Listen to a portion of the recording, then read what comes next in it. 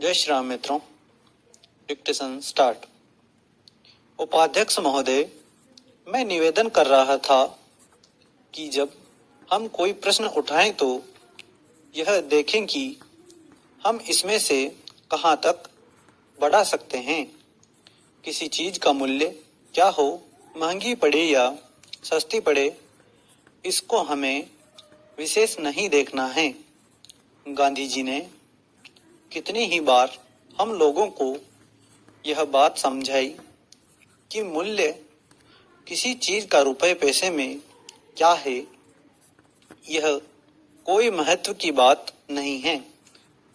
आप जानते होंगे कि एक वस्तु जो कि हमारे देश में बहुत सस्ती मिलती है, वही वस्तु दूसरे देश में महंगी मिलती है।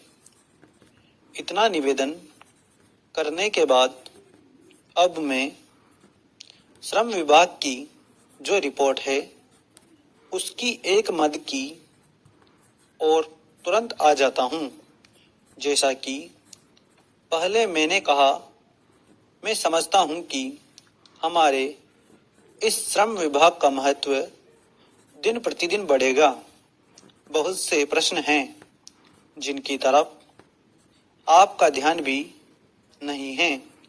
उन प्रश्नों को आपको लेना पड़ेगा। आज आपका श्रम विभाग अधिकतर औद्योगिक श्रमिकों की ओर ध्यान दे रहा है।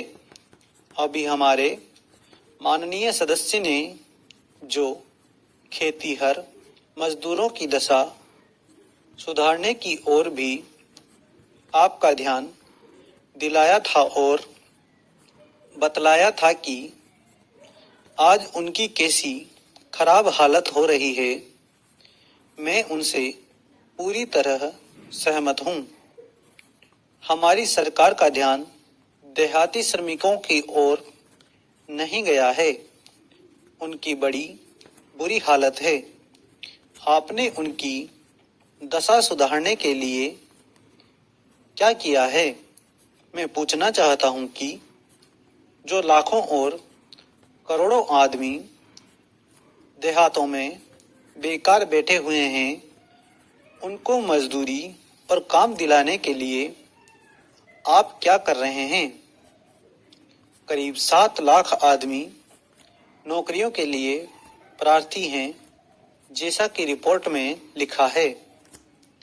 इनके अतिरिक्त कितने ही लाखों और करोड़ों आदमी देहातों में बेकार बैठे हुए हैं और कितने ही आधी बेकारी की हालत में हैं।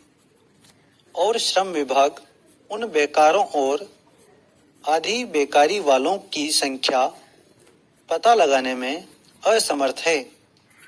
उनकी संख्या हमको कहीं नहीं मिलती है। मेरा निवेदन यह है कि हमारे देश में बेकारी बहुत अधिक है। जितना अधिक हम बेकारी को दूर कर सकें, उतना ही अधिक हम अपने देश और समाज को सुखी बनाएंगे।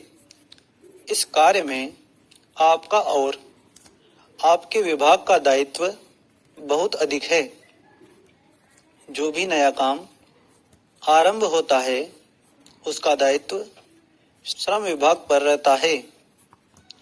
धन जनता की भलाई के लिए खर्च होना चाहिए। स्टॉप। धन्यवाद।